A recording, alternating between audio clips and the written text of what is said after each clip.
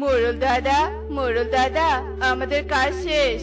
কালু, এই নে তোর মজুরি। আর টোনা, এই নে, এখানে মজুরি আর বকশিস দুটোই আছে। এ কি দাদা, তুমি ওকে আজকেও কেন বকশিস দিলে? আজকে তো ও আর আমি একই কাজ করেছি। একই কাজ করিসনি রে, আমি সব দেখেছি। তুই কাজের ফাঁকে গাছের নিচে বসে ঘুমাচ্ছিলি, আর টোনা তখন কাজ করছিল। তাই এই বকশিস ওরই প্রাপ্য।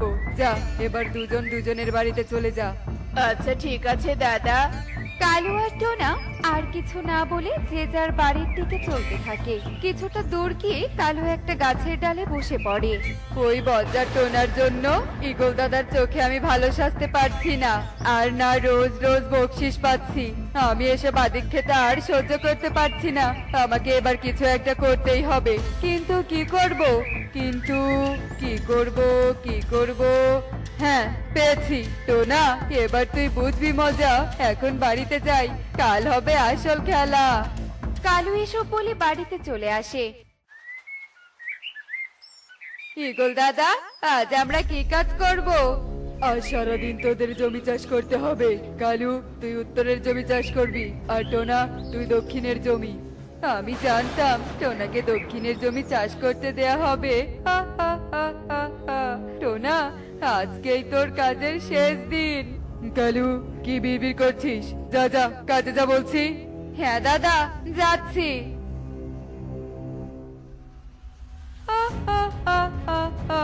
টোনা, কর ইচ্ছে মতো জমি চাষ কর। একটু পরে আসল খেলা জমবে। এদিকে জমি চাষ করতে করতে হঠাৎই টোনার সামনে মাটি থেকে একটা সোনার গহনা বেরিয়ে আসে। হায় হায়, এ আমি কি দেখছি? মাটির নিচ থেকে সোনার গহনা বেরিয়ে এলো। তবে কি আমার ভাগ্য খুলে গেল? ওই তো টোনা, ওই তো টোনা সোনার গহনা পেয়েছে। যাই, মোড়ল দাদাকে ডেকে নিয়ে আসি। কোথায় গেল আমার গহনাটা? এবার বউকে আমি কি বলে সান্ত্বনা দিব? দাদা, কি খুঁজছে এভাবে? আর বলিস না, তোর বৌদির একটা গহনা সকাল থেকে খুঁজে পাচ্ছি না। গহনাটা তো ঘরেই ছিল। খুঁজে পাবে কি করে দাদা? গহনা যে টোনা চুরি করেছে, আমি নিজের চোখে ওই গহনা টোনার হাতে দেখে এলাম। তাই নাকি? নিয়ে চল কালু, আমাকে টোনার কাছে নিয়ে চল। তোর কথা যদি সত্যি হয়, তবে আমি ওকে ছাড়বো না। বাচ্চা টোনা, তোর সাহস তো কম নয়। তুই আমার বউয়ের গহনা চুরি করেছিস? তোকে আমি কত বিশ্বাস করতাম, আর আমার বিশ্বাস তুই এভাবে ভেঙে দিলি। দাদা, এসব কি বলছো? আমি এই গহনা চুরি করিনি। এটা তো আমি মাটির নিচে পেয়েছি। চুপ কর মিথ্যেবাদী। গহনা চুরি করে আমাকে গল্প শোনানো হচ্ছে, তাই না? দে গহনা দে। আজ থেকে তোর কাজ বন্ধ। দাদা, এমনটা করো না। আমি সত্যি বলছি, বিশ্বাস করো। আমাকে কাজ থেকে বের করে দিও না, নয়তো যে না খেতে পেরে বউ বাচ্চাকে নিয়ে মরে যাব। তোর মতো চোরকে কাজে রাখার কোনো প্রশ্নই আসে না। যা, দূর হ। কালু, চোরকে ধরিয়ে দেওয়ার জন্য তুই 1000 টাকা বকশিস পাবি। কাজ শেষ করে মজুরি আর বকশিস নিয়ে যাস। আচ্ছা ঠিক আছে দাদা। ঈগল গহনা নিয়ে বাড়িতে চলে আসে। কাল যদি বুদ্ধি করে ঈগল দাদার বাড়ি থেকে সোনার গহনাটা এনে এই জমিতে লুকিয়ে না রাখতাম, তাহলে আজ এই সুন্দর দৃশ্যটা দেখতে পারতাম না। হা, হা, হা, হা, হা। এখন আমার শুধু লাভ আর লাভ। হা, হা, হা, হা, হা। সব শেষ টুনি, সব শেষ। এত করে বলেও ঈগল দাদা আমাকে বিশ্বাস করলো না। এবার কি করে এই সংসার চালাবো? কেঁদো না টোনা, শান্ত হও। আমাদের বিধাতা আছে, বিধাতা সব ঠিক করে দিবে। ঈগল দাদা কাজ থেকে বের করে দিয়েছে তো কি হয়েছে? তুমি অন্য জায়গায় কাজ করবে, এভাবে ভেঙে পড়ো না। চলো ঘরে চলো টোনা, খাবার খাবে তুমি। আচ্ছা ঠিক আছে, চলো। টোনা টুনি ঘরে প্রবেশ করে। টোনা, একটা ডিম ছাড়া ঘরে কোনো সবজি নেই। এবার কি রান্না করি বলো তো? সবজি যেহেতু নেই, তাই বলি কি, ডিমটাই ভাজি করো। আজকের দিনটা ডিম ভাজি দিয়েই চলুক। কাল কাজ পেলে তারপর বাজার করে আনবো। আচ্ছা ঠিক আছে টোনা, তাই করি। আহ, কি সুন্দর সুগন্ধ! এমন সুগন্ধ আমি আগে কখনো পাইনি। যাই, দেখি তো কি কোথা থেকে এমন সুগন্ধ আসছে। এই বলে পরি সুগন্ধ নিতে নিতে টুনির রান্নাঘরে চলে আসে আর ডিম ভাজি দেখে বলতে থাকে, আরে এটা তো একটা ডিম ভাজি মনে হচ্ছে। আমি তো কখনো এমন ডিম ভাজি খাইনি। দেখি তো খেয়ে কেমন লাগে। দারুণ মজা। আহা কি স্বাদ। এই যা পুরোটাই তো খেয়ে ফেললাম। এখন তো এই বাড়িওয়ালাকে কিছু না দিয়ে যেতেও পারবো না। এই বাড়িওয়ালার বাড়ি ঘর সবকিছু দেখে মনে হচ্ছে এরা খুবই গরিব, তাই এদের এমন কিছু দিতে হবে যাতে এরা উপকৃত হয়। কিন্তু কি দেব কি দেব? হ্যাঁ পেয়েছি। এই বলে পরি জাদু করে ডিম ভাজির জায়গায় একটা জাদুই ডিম প্রকট করে আর সেখান থেকে চলে যায়। কিছুক্ষণ পর টুনি নদী থেকে এসে সেই ডিম দেখে অবাক হয়ে যায়। হায় হায়, এ কি ডিম ভাজা হঠাৎ ডিম হয়ে গেল কি করে? কি আশ্চর্য। টোনা টোনা দেখে যাও এদিকে। কি হয়েছে টুনি? আমাকে এভাবে ডাকলে কেন? আমি এখানে ডিম ভাজি রেখে গিয়েছিলাম, এখন এসে আস্ত একটা ডিম পেলাম। ঘরে কি কেউ এসেছিল? ঘরে তো কেউ আসেনি। দেখি ডিমটা একটু ভালো করে। টোনা ডিমটা নিয়ে দেখতে দেখতে হঠাৎ হাত দিয়ে ডিমে একটা ঘষা দেয় আর সাথে সাথে ডিম থেকে একটি দৈত্য বেরিয়ে আসে।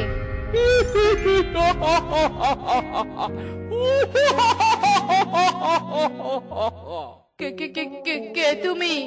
হুকুম করুন মালিক মালকিন, আমি আপনাদের দাস।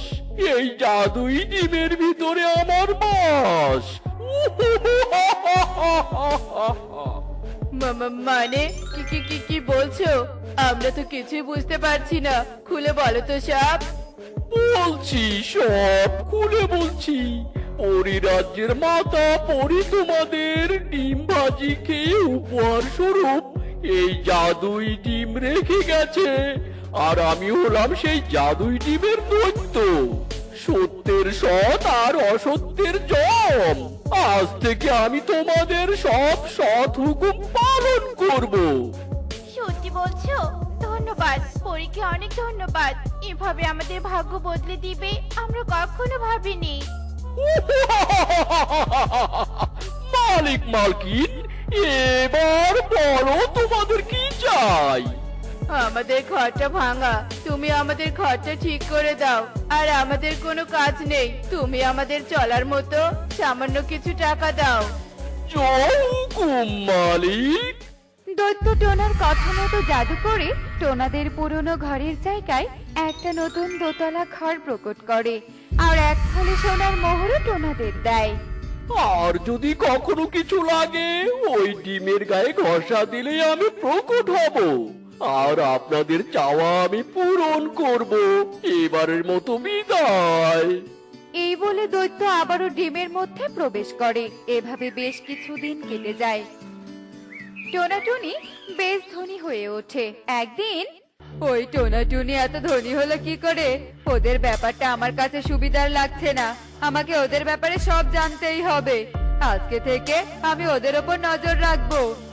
যেই কথা সেই কাজ, কালু টোনাটুনির ওপর নজর রাখতে শুরু করে আর এক পর্যায়ে টোনাটুনির সেই জাদুই ডিমের সম্পর্কে জানতে পেরে যায়। ও তাহলে এই ব্যাপার। আজ রাতে আমি ওই জাদুই ডিম চুরি করব আর হয়ে যাব ধনী। রাতের আধারে কালু চুপি চুপি টোনাদের ঘরে প্রবেশ করে আর সেই জাদুই ডিম নিয়ে বাড়িতে চলে আসে।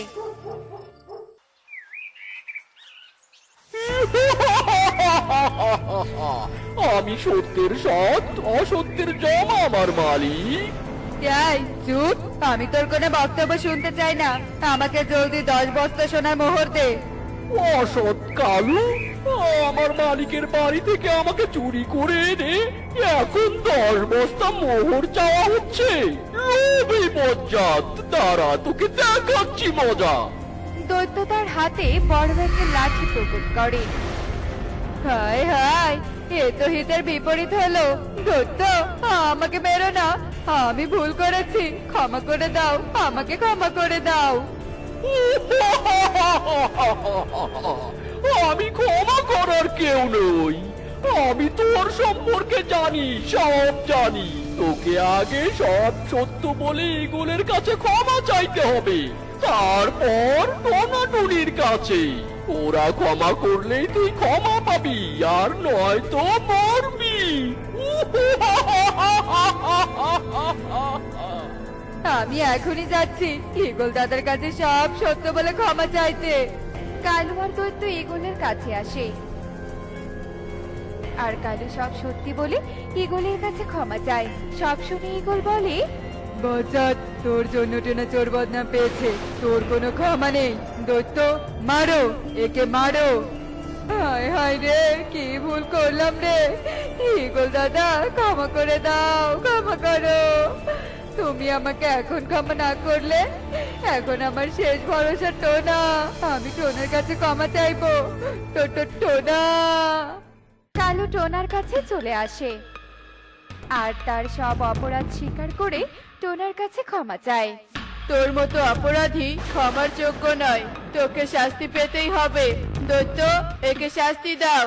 টোনার কথা মতো দৈত্য জাদু করে কালুকে একটা কালো ডিম বানিয়ে ছুঁড়ে ফেলে দেয়।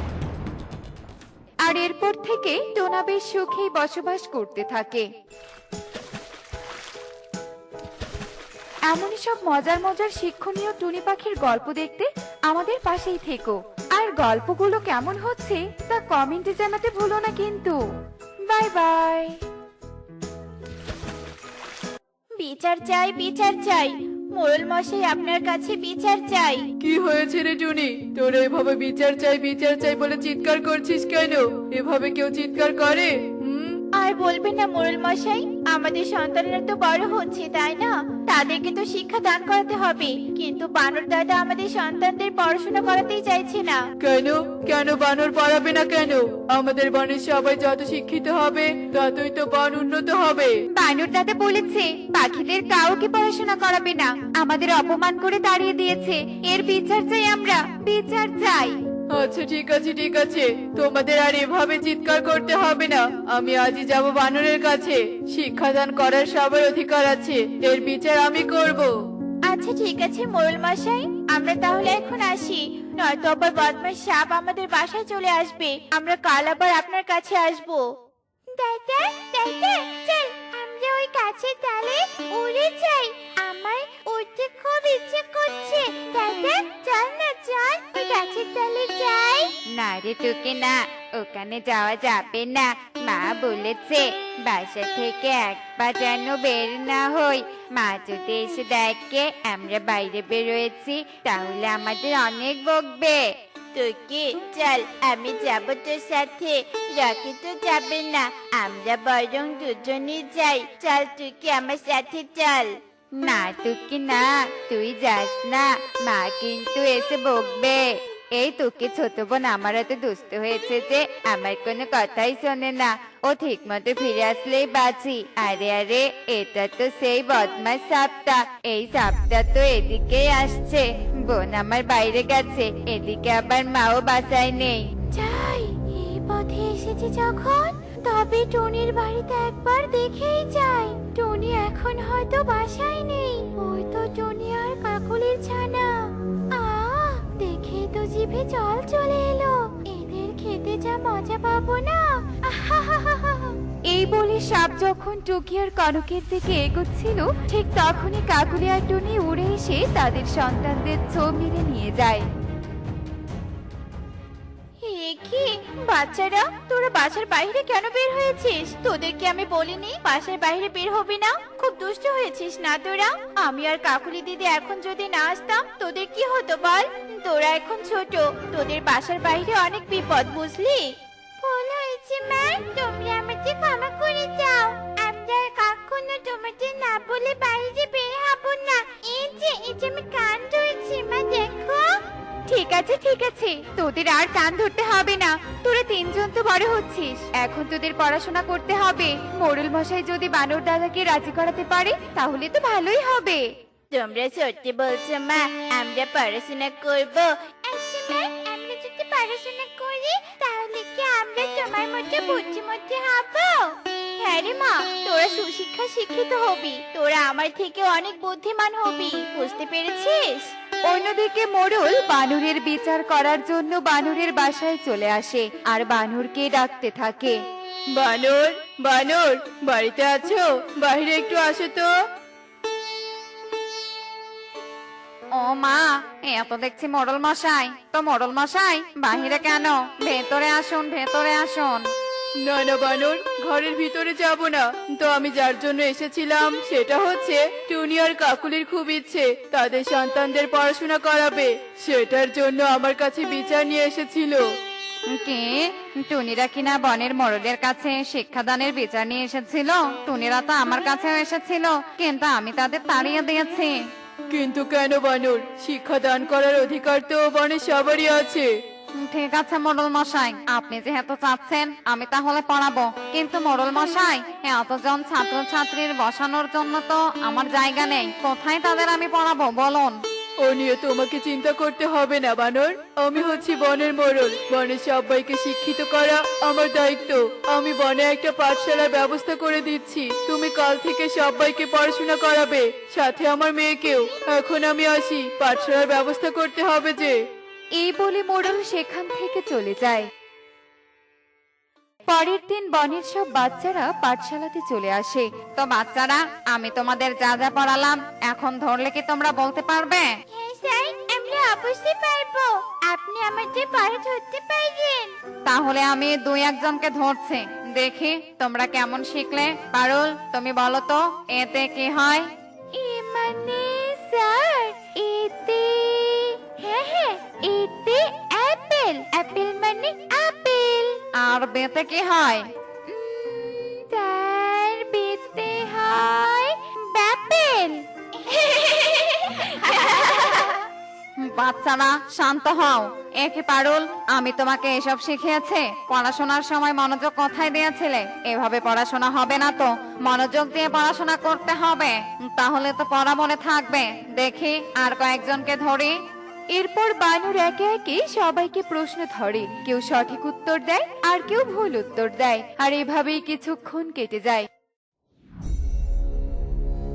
বানর দাদা, বানর দাদা, কই গো তুমি? কি হয়েছে রে? এভাবে চেঁচাচ্ছিস কেন? আর হঠাৎ তুই বা আমার বাসাতে কেন? খবর সব ভালো আছে তো? কই আর খবর ভালো, মনের ইচ্ছে তো মনেই গেঁথে আছে। মনের ইচ্ছে তো কোনোভাবেই পূরণ হচ্ছে না। তা বানর দাদা, আমি শুনলাম তুমি নাকি বনের সব পাখিদের পড়াশোনা করাচ্ছ। আমি তো পড়াতেই চাইছিলাম না, মোড়ল মশাইয়ের জন্যই পড়াচ্ছি। ফ্রিতে একটা পাঠশালাও পেয়েছি, না পড়িয়ে কি আর পারি? তোমাকেও বলি হারি, যে বনের মোড়ল যত জ্ঞানী সেই বন ততই উন্নত। আর তুমিও তো এই বনের সবাইকে শিক্ষা দান করাও, তাই সবার থেকে অনেক বুদ্ধিমান ও জ্ঞানী হলে তুমি। তাই তোমার উচিত এই বনের মোড়ল হওয়া। সবাই তোমাকে কত সম্মান করবে। কে? আমি হব এ বনের মোড়ল? না না, আমাদের বনের মোড়ল অনেক বড় লোক, সবাই তার কথাতেই চলে। তাহলে আমি কি করে মোড়ল হব? তা কোনোদিনও সম্ভব হবে না রে সাপ। তুমি চেষ্টা করলে ঠিক হতে পারবে। আমি তোমাকে সাহায্য করব, কিন্তু তার বদলে আমাকে কিছু দিতে হবে। তবে আমি তোমাকে সাহায্য করব। তোকে আবার কি দিতে হবে? আমাকে যদি প্রতিদিন একটা করে পাখির ছানা দাও, তাহলে আমি তোমার পাশে থাকবো। বানর আর সাপ এভাবেই কথা বলতে থাকে আর শয়তানি ফন্দি আটতে থাকে। এভাবে সময় গড়িয়ে সেই দিন চলে যায়। পরের দিন আবারও সব বাচ্চারা পাঠশালায় পড়তে আসে। বানরও তাদের পড়াশোনা করাতে থাকে। বাচ্চারা এদিকে তাকাও, দেখো তোমরা এই চিত্র দুটো চিনতে পাও কিনা? না স্যার, আমরা তো এটা চিনি না, কিছুটা দেখতে পেয়ারার মতো লাগছে। এই তো রকি, তুমি ধরতে পেরেছো। তোমরা কি সোনার পেয়ারা রূপার পেয়ারা কখনো শুনেছো? এটা হচ্ছে সোনার পেয়ারা আর এটা হচ্ছে রূপার পেয়ারা। তোমাদের সোনা আর রূপার পেয়ারা নিয়ে একটা কবিতা শোনাই, তোমরা মনোযোগ দিয়ে শোনো। এরপর বানর সবাইকে সোনার আর রূপার পেয়ারার কবিতা শোনাতে থাকে। আর এভাবেই পড়াতে পড়াতে অনেকটা সময় পার হয়ে যায়। মোড়ল তার মেয়েকে নেয়ার জন্য পাঠশালাতে আসে। মোড়ল তার মেয়েকে নিয়ে বাসার দিকে যেতে থাকে, আর ঠিক তখনই তারা একটা ফাঁদে পড়ে যায়। সাপ তোর কারণে ওই মোড়লকে ধরতে পেরেছে। এখন থেকে আমি হব এই বনের মোড়ল। দুষ্ট পাখিরা কিনা আমার নামে নালিশ করেছে, এখন বোঝাবো মজা। সর্বনাশ, স্যার এসব কি কথা বলছে? না না, এসব হতে দেওয়া যাবে না। দাদা চল, এখনই মাকে সবটা বলতে হবে। এরপর টুকি আর রকি তার মায়ের কাছে চলে যায় আর সব ঘটনা খুলে বলে। টুনিও বনের সবাইকে নিয়ে বানরের কাছে চলে আসে। ছি বানর দাদা, ছি, তুমি হলে এক শিক্ষক, যা অন্যদের শেখাবে ন্যায় অন্যায়। তুমি সবাইকে শেখাবে অন্যায় নয়, ন্যায় পথে চলতে। তুমি একজন শিক্ষিত হয়ে কিভাবে এই অন্যায় কাজটা করতে পারো? তোমার কাছে তাহলে বাচ্চারা কি শিখবে? আমরা ভেবেছিলাম তুমি আমাদের সন্তানকে সুশিক্ষায় শিক্ষিত করবে, কিন্তু এখন দেখছি তুমি অন্যায় কাজে লিপ্ত। এর শাস্তি তো তোমাকে পেতেই হবে। আমাকে ক্ষমা করে দাও, আমার ভুল হয়েছে। আমি আর কখনো এমন কাজ করব না। দয়া করে আমাকে ক্ষমা করে দাও। ক্ষমা করো, ক্ষমা করো আমাদের। দেখলে তো বন্ধুরা, আমাদের শিক্ষার মধ্যে এমন একটি সম্পদ থাকা চাই, কেবল আমাদের তথ্য দেয় না, সত্য দেয়, অন্যায়ের প্রতিবাদ করে। এমনই সব মজার মজার শিক্ষণীয় টুনি পাখির গল্প দেখতে আমাদের সাথেই থেকো। আর গল্পটি কেমন হয়েছে তা কমেন্টে জানাতে ভুলো না কিন্তু। Bye bye.